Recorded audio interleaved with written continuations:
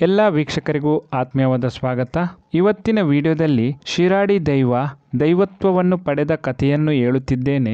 ದಯವಿಟ್ಟು ಈ ವಿಡಿಯೋವನ್ನು ಕೊನೆ ತನಕ ನೋಡಿ ಹಾಗೂ ನಿಮ್ಮ ಅನಿಸಿಕೆಗಳನ್ನು ಕಾಮೆಂಟ್ಸ್ ಮೂಲಕ ನಮಗೆ ತಿಳಿಸಿ. ಶಿರಾಡಿ ದೈವದ ಬಗ್ಗೆ ನನಗೆ ಹೆಚ್ಚಿನ ಮಾಹಿತಿ ಇಲ್ಲದ ಕಾರಣ ಈ ದೈವದ ಮಾಹಿತಿಯನ್ನು ಡಾಕ್ಟರ್ ಲಕ್ಷ್ಮೀಜಿ ಪ್ರಸಾದ್ ರವರ ಒಪ್ಪಿಗೆ ಪಡೆದು ಅವರ ಭೂತಗಳ ಅದ್ಭುತ ಜಗತ್ತು ಎನ್ನುವಂತಹ ಬ್ಲಾಗ್ನಿಂದ ಮಾಹಿತಿಯನ್ನು ಪಡೆದಿರುತ್ತೇನೆ. ಡಾಕ್ಟರ್ ಲಕ್ಷ್ಮೀಜಿ ಪ್ರಸಾದ್ ರವರಿಗೆ ಕೃತಜ್ಞತೆಗಳನ್ನು ಅರ್ಪಿಸುತ್ತಾ ಈ ವಿಡಿಯೋವನ್ನು ಆರಂಭಿಸುತ್ತಿದ್ದೇನೆ.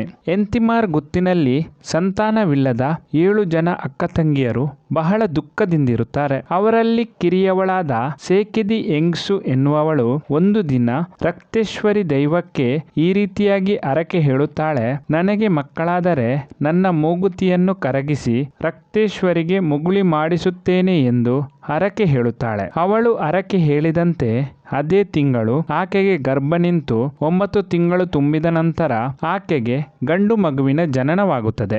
ಆದರೆ ಸೇಕೆದಿ ಎಂಗ್ಸು ಹೇಳಿದ ಹರಕೆ ತೀರಿಸುವುದು ಅಷ್ಟು ಸುಲಭವಾದ ವಿಚಾರವಾಗಿರಲಿಲ್ಲ. ಮುತ್ತೈದೆ ಹೆಂಗಸರು ಮೂಗುತಿಯನ್ನು ತೆಗೆಯುವ ಕ್ರಮ ಇಲ್ಲ.